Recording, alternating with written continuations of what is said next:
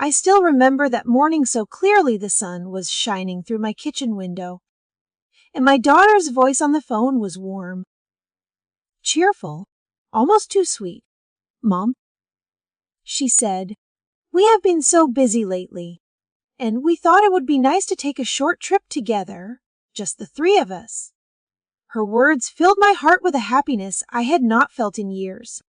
After losing my husband, I would spend so much time alone.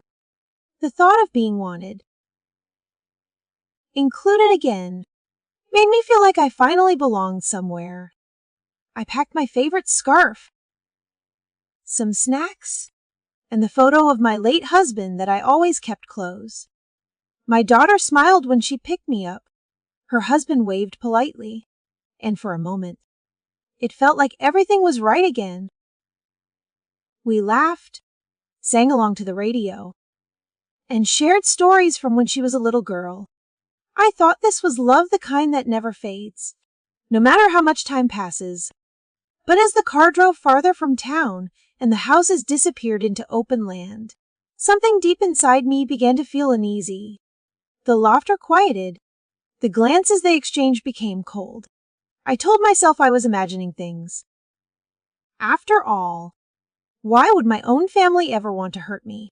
Before I continue, if you believe that every story deserves to be heard, stories of courage, heartbreak, and survival, please take a moment to like this video, subscribe to the channel, and turn on notifications. Your support helps keep stories like mine alive. Because what happened next changed everything I thought I knew about love, trust, and family. We had been driving for hours, the car humming along empty highways that cut through stretches of land so wide and silent it felt almost sacred. And yet, there was a strange heaviness in the air I could not name. My daughter chatted quietly, her husband occasionally tossing a joke across. But I could not shake the uneasy feeling building like a storm cloud in my chest. When they suggested stopping for some photos, I thought nothing of it after all. It was a beautiful, endless desert, the kind that makes you feel small and infinite at the same time. I stepped out eagerly, letting the sun warm my shoulders and squinting against the harsh light as I'd to capture the vastness on my phone. Unaware of how drastically this moment would change everything, we wandered a little toward the edge of a dry, sandy plateau, the wind cutting across my face, brushing against the empty canyons below. The sky was a brilliant, almost cruel blue, stretching forever, making the shadows of the few scraggly bushes seem sharper and more haunting. My daughter smiled at me, pretending nothing was wrong, but I caught the flicker of impatience in her eyes and the subtle tightness in her husband's jaw when they suddenly said they would take one more quick loop to get a better angle. I watched them get into the car, and something in my chest twisted. I called out, but they waved, and the sound of the engine blending into the wind seemed distant, almost unreal. And I thought maybe they were just playing a game, trying to tease me for laughs. But then the car roared to life, and instead of returning, it began to move away, faster than I expected, leaving a thin cloud of dust that swallowed it whole within moments. My voice caught in my throat as I waved frantically, my shouts lost in the vast emptiness. I turned to see the endless desert stretching around me, a flat horizon with no one. No shade, and no sign of life. Panic clawed at my chest, my hands trembling as I reached for my phone, only to discover it had no signal, the screen flashing uselessly at me like a cruel joke. I realized then that the water I had packed was nearly gone, my small bag of snacks nothing more than a fleeting comfort, and that the heat of the sun, once gentle and welcoming, now pressed down on me like a merciless weight. I tried retracing my steps, moving toward what I thought was the road, but the desert seemed to fold in on itself, every dune looking like the last, every rock a copy of another, until I could not tell direction. could not remember which way they had gone. My heart pounded not just from fear, but from betrayal, the idea that the people I had trusted most, the people I had loved without question, could have planned something so cruel, hit me like a physical blow. I sank to the ground, the sand biting at my hands, and felt a wave of despair wash over me, the kind that comes when the mind realizes the world it thought it knew no longer exists. Hours passed, though it felt like days, the sun arcing across the sky and burning every hope with its relentless glare. I called their names over and over, my voice hoarse, my throat dry, until the sound of my own echo made me feel like I was screaming into a canyon carved by abandonment itself. I thought of the life I had lived, the love I had given, the trust I had offered so freely, and I wondered how someone could erase a person so completely with just a few turns of a wheel. Night began to fall, and with it came a cold I had not anticipated, the desert giving up its heat as swiftly as it had stolen my hope. I wrapped myself in my scarf, hugging it tight, shivering, yet clinging to the one thought that kept me moving. If I could survive this night, somehow, I would find a way to survive everything else. And as I stared at the darkening horizon, lit only by stars so brilliant they seemed to mock me with their indifference, I realized the desert had become both my prison and my crucible, testing every ounce of courage I thought I possessed, forcing me to confront a truth I had never wanted to face. That sometimes, the people we love most can be the ones who leave us utterly alone. The desert stretched endlessly around me, a relentless sea of sand and rock, each step heavier than the last as the sun beat down with a cruel persistence that seemed to seep into my bones, draining the energy from my body in slow, torturous waves. I stumbled forward, gripping the strap of my bag, which felt emptier with each passing hour, my water long gone, my small cache of snacks a distant memory. And yet, something inside me refused to give up, some stubborn ember of survival that flickered in defiance of the heat and the despair. I thought of my late husband, of the quiet evenings we had shared watching the sunset, of his gentle voice telling me that no matter what life threw at us, we could endure it together.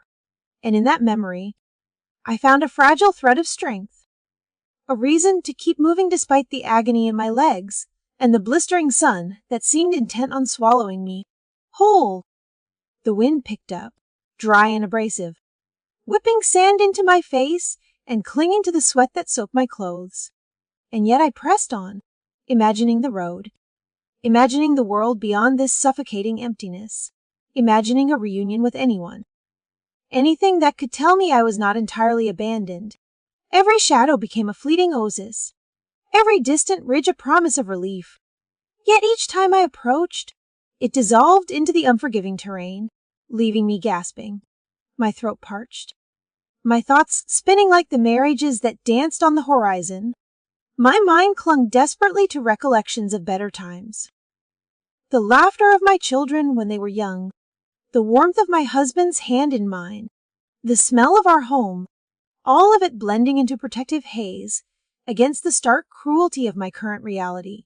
I whispered to myself as I walked, telling stories aloud to fill the silence, recounting memories of birthdays, anniversaries, and quiet mornings with a cup of tea in hand, letting those moments fuel each step as if they were tiny morsels of sustenance, keeping me alive in a world that had stripped me bare.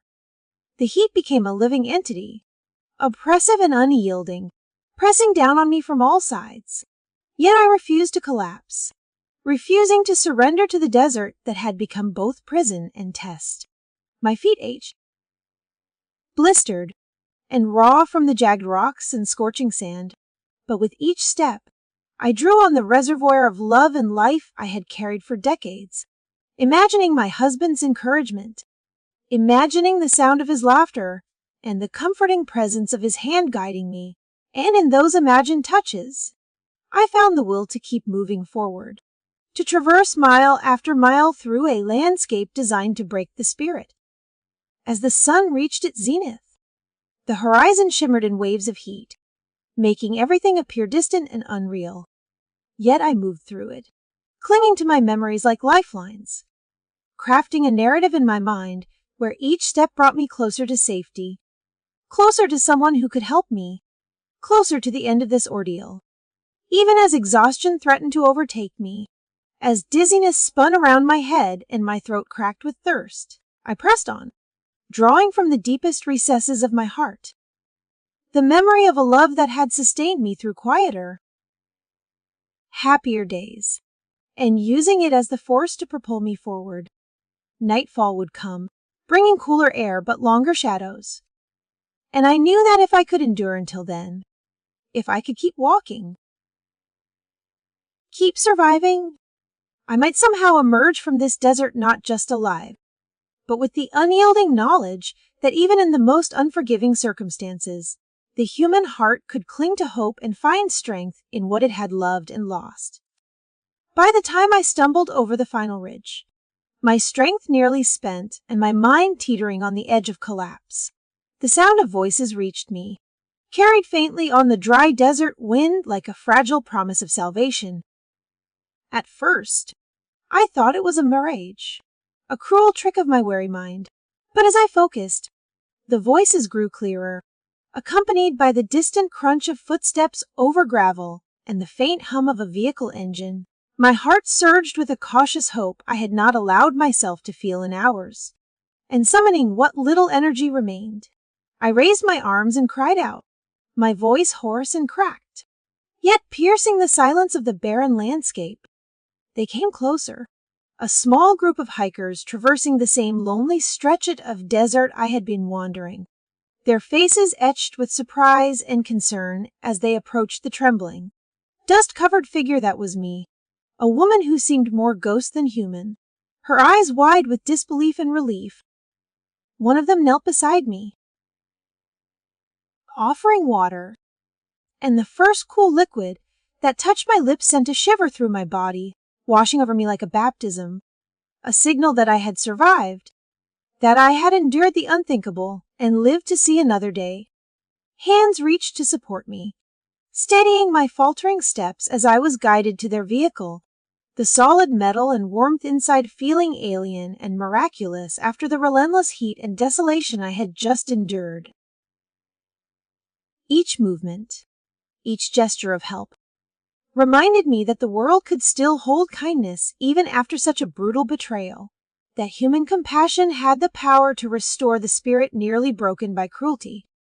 As we drove away from the desert, the wind at our backs carrying dust and the memory of my ordeal, I began to recount my story, my voice trembling yet gaining strength with each word.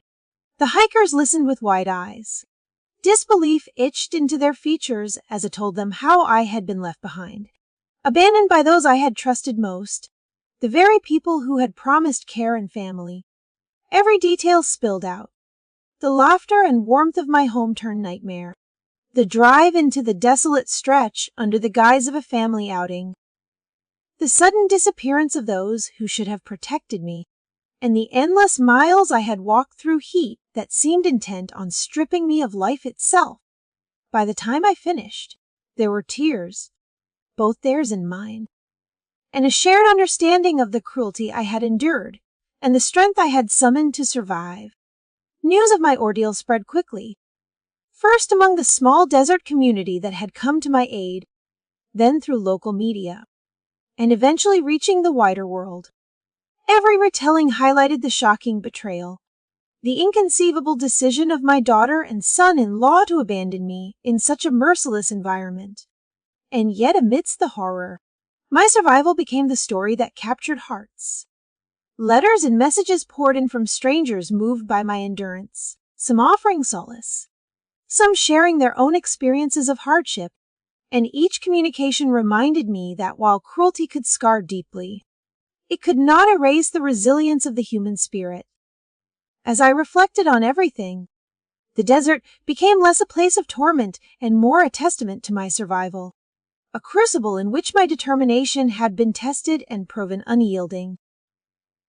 The hikers. The strangers, the community that had rallied to help, they became symbols of hope in the narrative of my life. Proof that even in moments of unimaginable betrayal, life could still offer redemption and care. Sitting safely now, recounting the story to anyone who would listen, I felt a mixture of sorrow and pride, knowing that while the pain inflicted upon me could never be undone, the courage I had found within myself and the kindness extended by those who appeared when I needed them most had restored something even more enduring. My faith in survival and the possibility of justice, recognition, and human compassion. The aftermath of my desert ordeal was a whirlwind I could hardly have imagined even in my wildest thoughts. A mix of fear, anger, and ultimately, a strange sense of justice that began to settle like dust after a storm. Once my story reached the authorities and the public, the consequences for my daughter and son-in-law unfolded with a gravity that left many in shock. I remember sitting in the quiet of my new apartment, the first real home I had since the incident. When the news arrived that legal proceedings were underway, the courtroom was packed. Cameras flashing, reporters scribbling notes, and I felt a surreal distance from it all, as though I were observing the reckoning from the outside. Yet, beneath that surreal detachment, a small voice inside me whispered a hard-earned satisfaction. The betrayal I had endured would no longer remain hidden in the shadows. The trial itself was harrowing, but necessary. Every detail of my abandonment was laid bare before strangers, my words cutting through the fog, denial, and manipulation that my daughter and son-in-law had attempted to cloak themselves in. I watched as faces I had once loved and trusted revealed cracks in their composure, their public shame mirrored in every headline and news segment. The consequences they faced were more than legal, they were moral, a stark reflection of the pain they had caused, and a reminder to anyone who might consider betrayal that actions have consequences, both seen and unseen. I did not relish their suffering, but I recognized it as a necessary acknowledgement of the cruelty I had endured, a societal validation that my story mattered, and that justice, though delayed, had not been denied. In the weeks and months that followed, I focused on rebuilding my life with a quiet determination, learning again how to trust, how to embrace joy, and how to reclaim the dignity that had been so brutally challenged. I found solace in the small routines that became my own. Morning walks where the sunlight touched my face, without the scorching threat of a desert. Evenings spent reading letters from strangers whose words offered encouragement, and quiet moments reflecting on the resilience I had discovered within myself. Each day was a testament to survival, to the unshakable truth that while betrayal could wound, it could not define me. I embraced the life I had fought so hard to preserve, surrounded by people who valued me for who I was, not for what I could provide. And slowly, I felt a sense of wholeness returning. To everyone listening to this story today, thank you for taking the time to hear my journey, for acknowledging the pain and resilience intertwined in my experience. If my story resonates with you, if it inspires even a small flicker of courage or hope, I encourage you to like this video, subscribe to the channel, and share it with others who might need a reminder that even in our darkest moments, strength and survival are possible. Life may test us in unimaginable ways, but it also gives us the chance to rise, to reclaim our dignity, and to prove that our spirit cannot be broken. I am living proof that even after betrayal, loss, and hardship, life can be rebuilt with courage. And every day is a chance to write a new chapter of resilience and hope.